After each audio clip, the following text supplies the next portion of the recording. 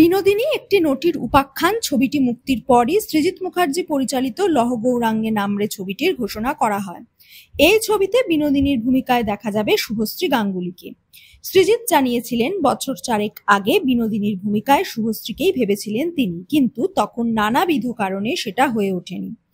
এখন আমি আমার প্রথম পছন্দকেই পাচ্ছি, জগন্নাথের ইচ্ছে। তাও ছবির ঘোষণার পর থেকেই বিনোদিনী নিয়ে বিতর্ক যেন থামতেই চাইছে না। রুক্মিণী অভিনীত বিনোদিনী একটি নটির উপাখ্যান ছবিটি ইতিমধ্যেই দর্শকদের প্রশংসা কুড়িয়েছে। শুভশ্রীও কি একইভাবে দর্শকদের মন জিততে পারবে? শুভশ্রীর কথায়, রুক্মিণী ইন্ডাস্ট্রিতে আমার থেকে জুনিয়র, মাত্র কিছু ছবিতে কাজ করেছে। ও নিশ্চয়ই প্রচন্ড মন দিয়ে কাজ করেছে, তবে আমার দেখা হয়নি। ও নিশ্চয়ই ভালো কাজ করেছে।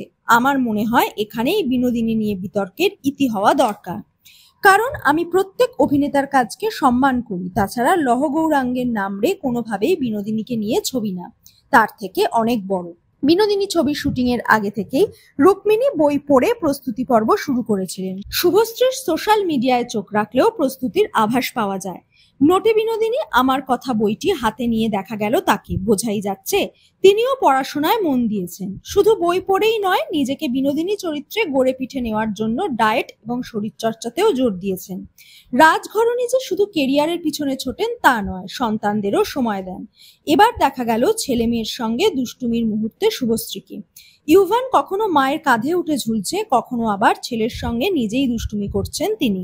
ইয়ালিনীও যোগ দিয়েছেন মা এবং দাদার সঙ্গে। ছবিগুলো শেয়ার করে তিনি লিখেছেন, আমার হনুমান। পাশে একটি বাদরের ইমোজিও দিয়েছেন। ছবি শেয়ার করার পরে মন্তব্যে ভরিয়ে দিয়েছেন সৌমিত্রিষা কুণ্ডু, অনিন্দিতা বসু সহ একাধিক তারকারা।